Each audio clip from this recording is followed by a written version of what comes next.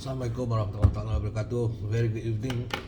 Uh, First of all, I was asked by Teacher Staff Adam to say a few words regarding the teachers' professional development and self-reflection program. I'm sorry that I cannot be there personally, but I I would like to take this opportunity to say thank you to all of you for all your hard work and dedication for the year. And I hope that you continue to be with us next year and then contribute even more. I'm not an expert on professional development or self-reflection, but what I can do is just share some of my own experiences.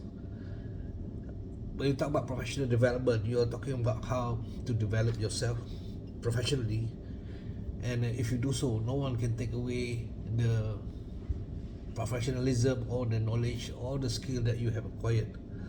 They can delay you at times or maybe even sideline you for some time, but at the end of the day, nobody can deny the fact that if you have the professionalism or the skill set, which is highly professional, highly competent in your in whatever job that you do, be it a teacher, be it a technician, being a professional, even landscaper, it doesn't matter. So long as you can develop your skill so that you become a truly professional, nobody can take it away from you. Because it is like a light that cannot be extinguished. So it's important for you to remember that when you talk about your professional development. Pepatah Melayu ada cakap, ada berkata, kata benih yang baik kalau dicampak ke laut jadi pulau, kalau dicampak ke hutan jadi lembah. Basically what it means is that if you have a good professional setting in your personal self, wherever people put you, whichever department, whichever subject that you have, you will do your best and you will excel. That is what is important. And the most important question is that why do you develop yourself? It is a good question that sometimes very difficult to answer, because sometimes people, they try to do it for the wrong reasons. I think the main reason that for myself is that you try to do not to get promoted. When you try to self-develop yourself, it's not because you are trying to gun for a promotion or earn higher salary or benefit. The main reason should be you wanted to develop yourself so that you can do a better job. So that when you are alone at night, when you want to fall asleep, when your conscience asks you whether or not you have given your best today, the answer will be yes. That is far more important than getting a pat on the back by your superior or your subordinate saying, "Oh, what a wonderful job that you do," because sometimes people don't really mean what they say. So what is important is when you go down, when you at night, when you are alone, you are at peace with yourself because you have done your best. Some people think they're actually working by showing up day after day, not just sitting at the table, but they're not. It's not really the measure of your performance, of your professionalism can be viewed by the level of satisfaction of your end user, your students, your colleagues, your I don't know, subordinate, all your stakeholders, because they can tell whether or not you have been doing a good job, and you can feel it. You can get the vibe from them, because they will say, "Oh, okay, the way they talk to you, the way they look at you, they respect you. That means that you are doing a good job, and that's why you should try to develop yourself." And if you do so, it will lead to self-reflection, which simply means that you have an honest assessment about your own conduct and behavior.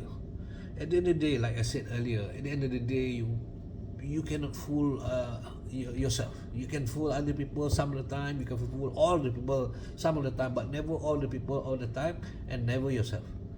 If you are honest about yourself, you will know, oh, I did a very good job, I give it 100%, or I just give it 60%, or because I wanted to reserve something for that.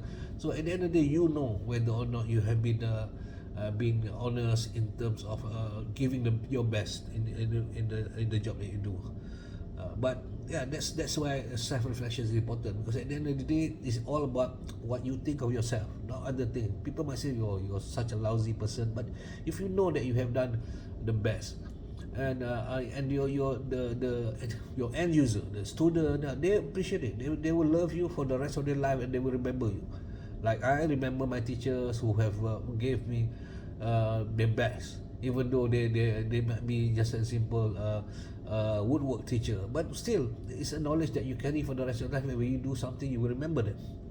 So self-reflection is important. The need to talk to yourself is important.